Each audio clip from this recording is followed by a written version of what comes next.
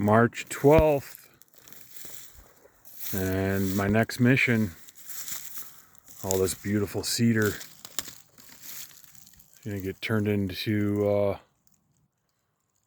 well, I'm not exactly sure yet, but it's gonna get sliced up. I have one log for one guy and the rest are for another guy. And then, see that pile over there? That's what you call a cabin.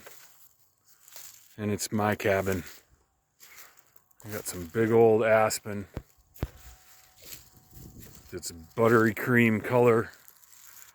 I'm gonna slice all these into 8x8s and stack them on the old homestead.